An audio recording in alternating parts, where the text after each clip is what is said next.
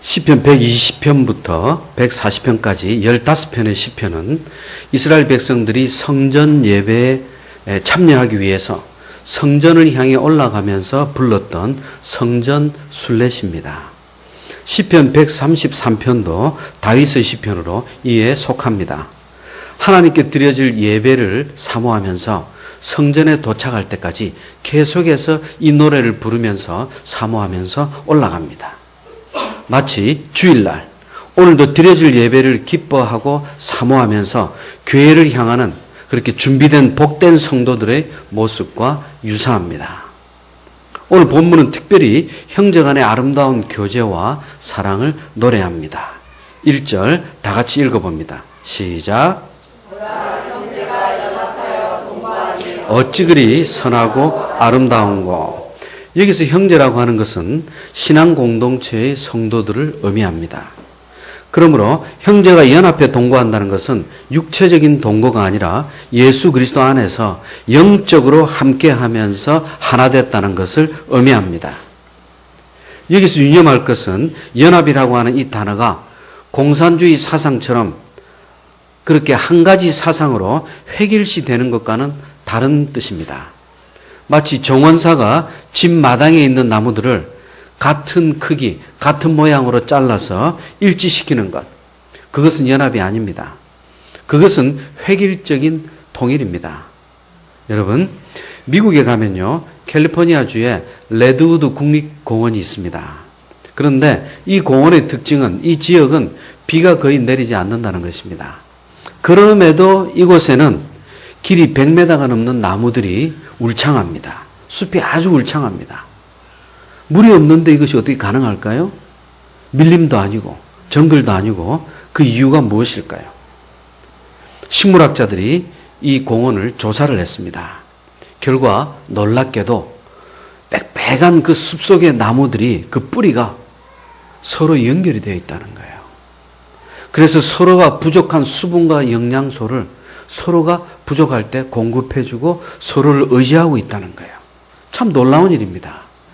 그래서 잘 자라지 못할 나무들이 오히려 더 크고 튼튼하게 길이 100m 넘는 나무까지 그렇게 수백히 빽빽하게 울창하게 숲을 이루고 있다는 거예요.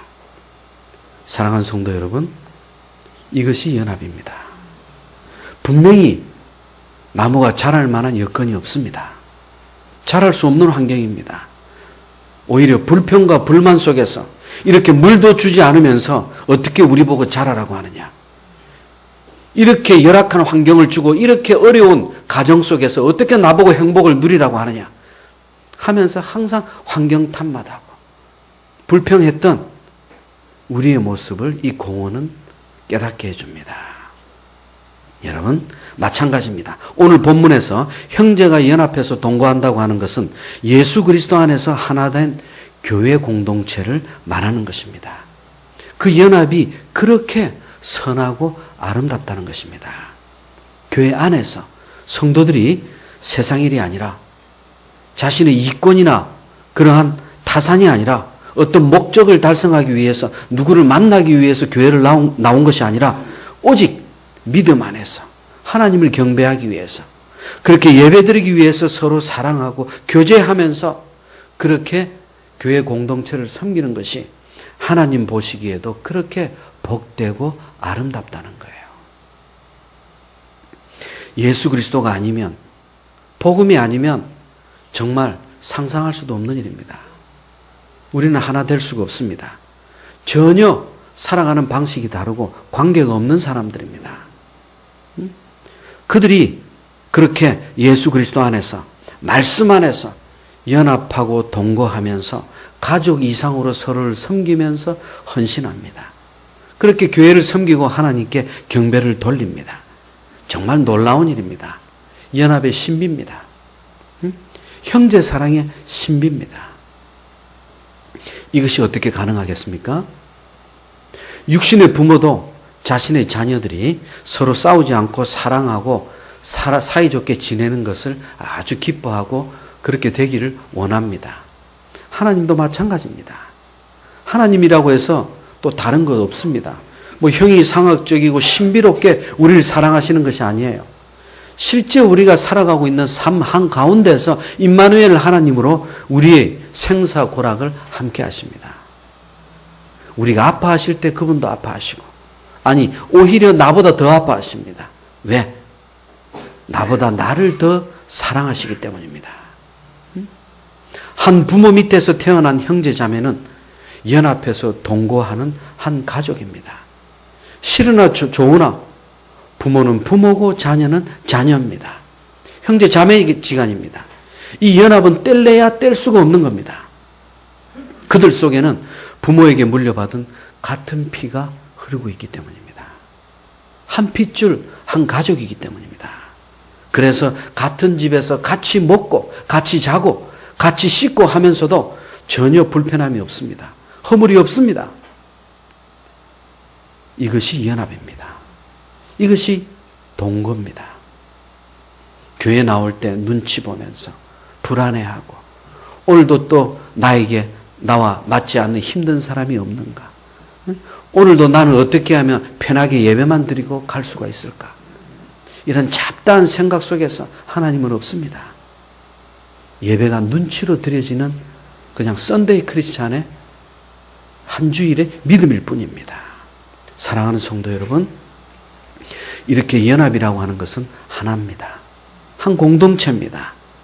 그러면서도 가족 안에서, 교회 안에서 하나이지만 동시에 이들은 전혀 다릅니다. 하나이지만 하나가 아닙니다. 서로 다른 인격체를 가지고 있습니다. 하나이지만 완전한 별개입니다.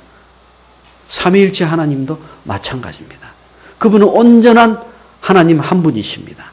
그럼에도 성부 하나님이시고 성자 하나님이시고 성령 하나님으로 세 인격체를 지니고 계십니다. 서로 개성이 다릅니다. 우리는 성품이 다릅니다. 직업도 다릅니다. 인격도 다르고 다 다릅니다. 모든 것이 다 다릅니다. 그럼에도 예수 그리스도 십자가 보혈 안에서 하나가 되었습니다. 가족 안에, 부모 안에 한 핏줄이 흐르듯이 우리 성도들 안에, 우리의 혈관 속엔 모두가 예수 그리스도의 피가 흐르고 있기 때문입니다. 그 피 안에서 우리가 가정처럼 교회도 하나가 될 수 있는 거예요. 오직 예수 그리스도의 보혈, 오직 십자가. 주일 설교는 이것이 처음이자 마지막입니다. 이것이 전부입니다. 세상의 예화가, 우화가 복음을 대신할 수는 없습니다. 그러나 그럼에도 우리 친형제 간에도, 부모 형제지간에도 항상 좋은 일만 있는 것이 아닙니다. 때로는 교회 안에도 자꾸 작은 그 말실수나 그 오해로 인해서 성도들 간에 서로 서운해하고 등을 돌릴 때도 있습니다. 인간이기 때문입니다. 아직도 육신을 입고 있기 때문입니다. 그럼에도 하나님 기뻐하시는 참 성도는 말씀과 기도로 이를 극복합니다. 결국은 예수 그리스도 십자가 안에서 하나이기 때문입니다. 2절 볼까요? 다 같이 읽어봅니다. 시작. 머리에 있는 보배로운 기름이 수염, 곧 아론의 수염에 흘러서 그의 어깨까지 내림 같다. 여기서 기름은 대제사장 머리에 부었던 그 거룩한 성유를 이야기합니다. 궁극적으로는 성령을 의미합니다. 그 기름이 머리를 흘러 넘쳐서 수염을 타고, 제사장의 수염을 타고 어깨까지 넘쳐나고 있습니다. 제사장의 심장 위로 가슴에 12지파의 이름이 새겨진 흉패가 붙어 있습니다.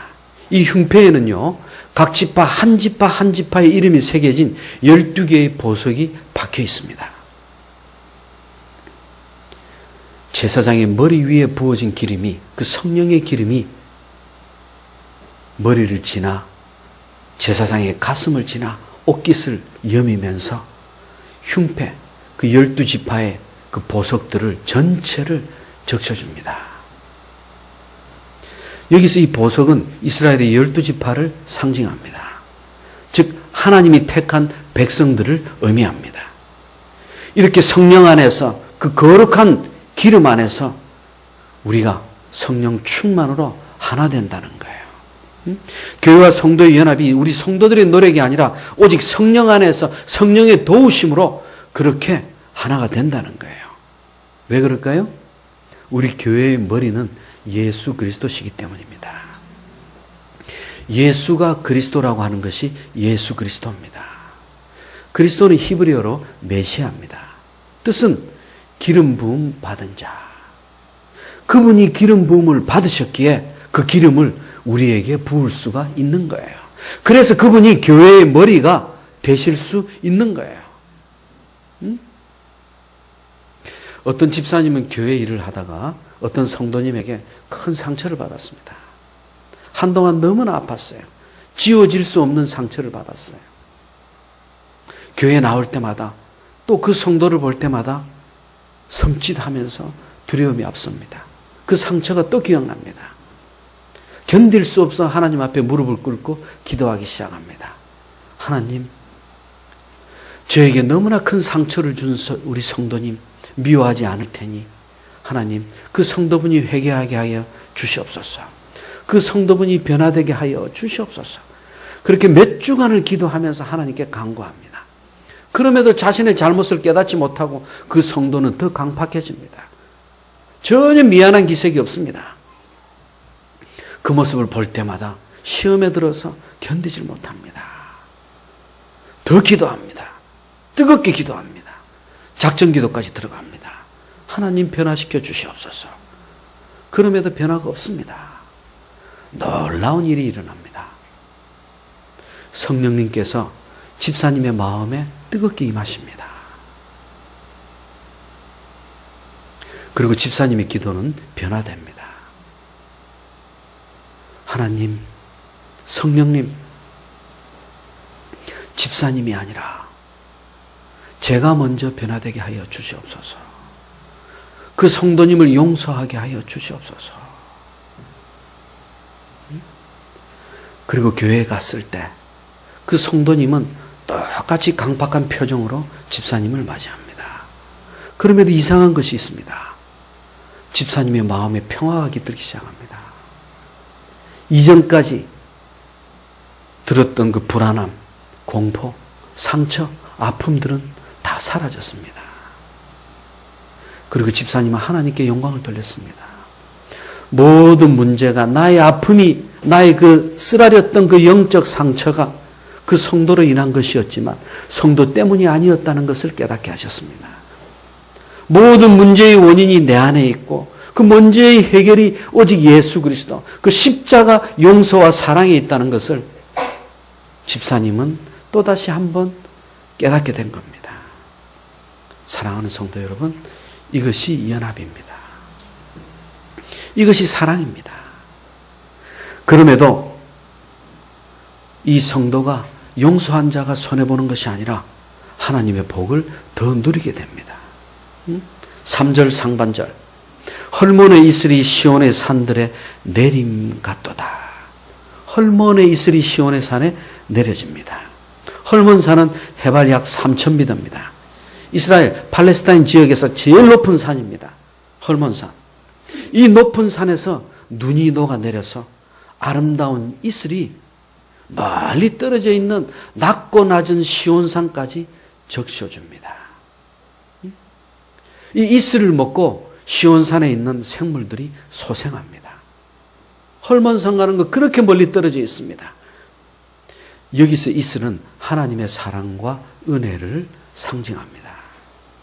이슬의 특징이 무엇입니까?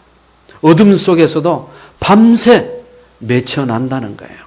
동이 틀 때 맑고 반짝이는 그 영롱한 모습을 드러낸다는 거예요. 반드시 빛 가운데서 드러냅니다.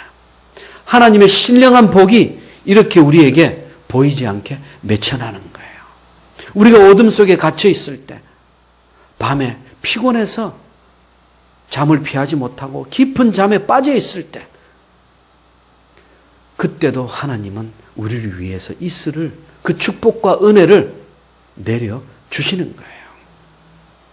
아무리 어렵고 힘들어도, 아무리 그 밤이 깊고 길다 할지라도 반드시 아침은 옵니다. 태양은 반드시 뜹니다. 그 때가 되면, 하나님의 그 때가 되면 찬란한 빛과 함께 그 모습을 드러냅니다. 그것이 있으리요, 그것이 하나님의 사랑이요 은혜입니다. 이 사랑을 맛본 자는 반드시 형제를 사랑합니다. 동거합니다. 이스라엘 최고의 산, 헐몬산. 그렇게 높고 위대하신 최고의 하나님께서 낮고 낮은 시온의 우리 성도들에게 이슬처럼 촉촉하게 우리 머리부터 가슴을 적시며 온몸을 다 적셔주신다는 거예요. 이번 명절 때도 마찬가지였습니다. 우리는 고향을 향해서, 가족들을 향해서 먼 길을 떠났었지만, 그리고 우리는 잠시 하나님을 잊었지만 하나님은 끝까지 우리를 붙들고 계셨습니다. 하나님 우리를 절대 놓지 않으십니다. 단 한 백성이라도, 한 영혼이라도 하나님은 놓지 않으십니다. 3절 하반절, 거기서 여호와께서 복을 명령하셨다. 곧 영생이로다. 할렐루야. 하나님께서는요, 헐몬산에서 영생을 명령하신 것이 아니에요. 우리가 살고 있는 이 낮고 낮은 시온, 예배의 처소에 그분이 직접 내려오셨습니다. 거기서 영생을 주셨습니다. 그분이 바로 2000년 전에 우리의 구세주 되신 예수 그리스도십니다. 그분이 지금 내 안에 살아계십니다. 그분이 지금 내 안에 성령으로, 임마누엘 하나님으로 함께 하시는 거예요. 우리는 이전에 신령한 자들이 아니었습니다. 교회 밖에 있는 자들이었어요. 예수 그리스도 밖에 있는 자들이었어요. 세상 속에서, 세상 안에서 세상과 함께 즐기면서 살았어요. 그럼에도 몰랐습니다. 어둡고 음란한 세상 속에서 육체가 시키는 대로 그렇게 살아갔어요. 이제는 아닙니다. 더 이상은 그렇게 살아서는 안 됩니다. 세상과 함께 살면서 세상 안에서 육체적으로 살아가면서도 느끼지 못하고 예배를 드리면서도 깨닫지 못한다는 것은 아직도 내 안에 세상이 있다는 거예요. 아직도 마귀가 내 영혼을 붙들고 있다는 거예요. 사랑하는 성도 여러분, 이제는 아닙니다. 우리는 하나님의 백성입니다. 천국의 백성입니다. 하늘 시민입니다. 이제는 누려야 합니다. 오늘 본문 133편에는 우리 성도들이 해야 할 것은 아무것도 기록되어 있지 않습니다. 하나님이 모든 것을 다 해주십니다. 성령님이 모든 것을 도와주십니다. 사랑하는 성도 여러분, 그렇다면 모든 것을 하나님께서 우리를 위해 해주실 때 우리가 해야 할 것은 분명히 있습니다. 성령 안에서, 교회 안에서, 가정 안에서 서로가 연합해서 동거하면서 하나님의 열매를 드러내는 것입니다. 연합의 열매를 드러내는 것입니다. 그렇게 하나님을 섬기고 그렇게 하나님을 기뻐하면서 예배드리는 거예요. 복음 안에서 기쁨으로 교제하고 서로 나누고 사랑하면서 용서하고 축복을 누리는 것. 그 기름이, 그 향기가 우리를 통해서 이 은혜마을교회의 말씀과 기도를 통해서 섬김을 통해서 이웃에 흘러넘치고 세상 밖으로 넘쳐야 합니다. 이것이 오늘 하나님께서 우리에게 주고자 하시는 연합의 신비입니다. 여러분들이 하나님 안에서 우리가 힘들어하고 지쳐 있을 때, 우리가 어둠 속에 갇혀 있을 때 하나님은 우리에게 천군 만마를 보내주십니다. 염려하지 않으셔도 됩니다. 기도하시기 바랍니다. 말씀 붙드시기 바랍니다. 성령님이 내 안에 함께 살아계시는 임마누엘 하나님으로 계신다는 것을 믿으시기 바랍니다. 여러분 기사에서 많이 보셨을 거예요. 미국이나 영국에서는 자기 나라 백성이 아프리카나 어디 이슬람이나 사로잡혀서 체포당해서 갇혀 있으면 가만히 있지 않습니다. 그 한 사람의 자기 국민을 위해서, 그 한 영혼을 위해서 수백 수천의 군대를 파견합니다. 한때 이디오피아 나라가 생기기 그 직전의 정권, 여러분들 잘 아실 거예요. 영국의 한 시민이 거기에 이디오피아에 들어갔다가 잡혔습니다. 포로가 됐습니다. 영국에서 풀어주라고 했습니다. 풀어주지 않았습니다. 영국에서는 약 10,000명에 가까운 군사를 보냈습니다. 그 나라를 정복을 해버렸습니다. 누구를 위해서? 한 사람을 위해서.